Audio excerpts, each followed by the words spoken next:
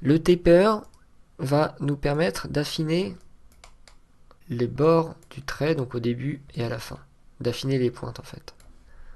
Donc je vais l'enclencher et vous voyez que on va avoir un trait qui va venir s'affiner sur la pointe.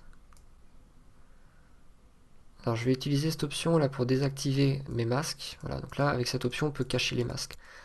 Là vous voyez, donc on a nos traits qui sont affinés, donc il y a quelque chose d'un petit peu plus joli, d'un petit peu plus esthétique sur les pointes. Compress to Fit va permettre à ce que la taille, je dirais la façon dont est gérée la pointe de mes traits, se fasse automatiquement par rapport à la longueur du trait. Ça ne fonctionne pas avec le stroke sequentially, donc il faut juste l'avoir avec un stroke normal, donc pas en stroke sequentially. Et donc ça permet un calcul automatique de la pointe et de la façon dont le trait va s'affiner en fonction de la taille complète du trait. Le Start Thickness et le End Thickness vont permettre de définir la taille de l'objet sur la pointe. Par exemple, si je suis à 0, lorsque j'arrive à la pointe, mon trait va jusqu'à une taille de 0, donc il disparaît complètement. Je peux choisir d'avoir un trait qui reste quand même assez gros. Donc évidemment, il faut que c'est en prorata par rapport à la taille, par rapport au thickness, par rapport à la taille globale. Donc il faut différencier les deux. Le thickness, c'est l'épaisseur globale du trait. Et le start thickness va définir la taille que ce trait va pouvoir faire à la pointe. Donc en général, on met soit 0, soit un tout petit peu plus de 0 si on veut ne pas avoir une pointe trop fine.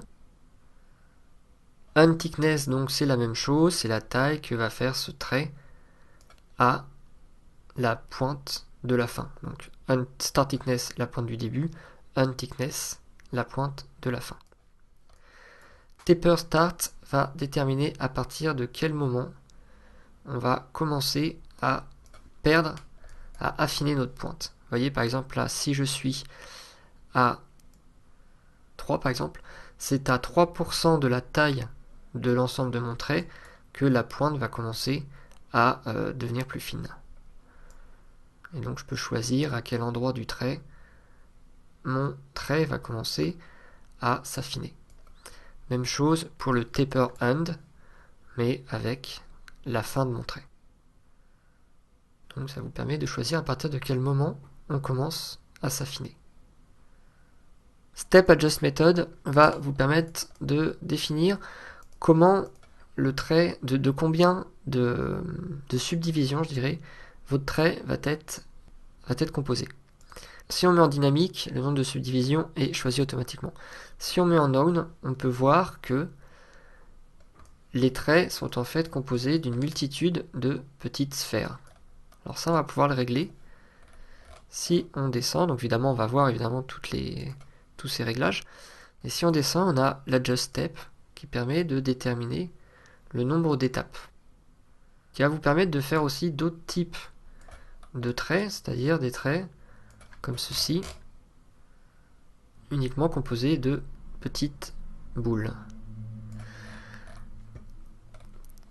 Alors ici, vous voyez, plus je vais réduire le nombre d'étapes, plus mon nombre de boules va être important et plus mon objet va ressembler à un trait continu et non pas à une succession de petites boules. Mais pour avoir certains effets visuels, on peut aussi utiliser un Adjust Step haut pour avoir donc cet effet de petites balles. Alors c'est intéressant aussi en animation. On peut évidemment animer tout ça avec l'offset.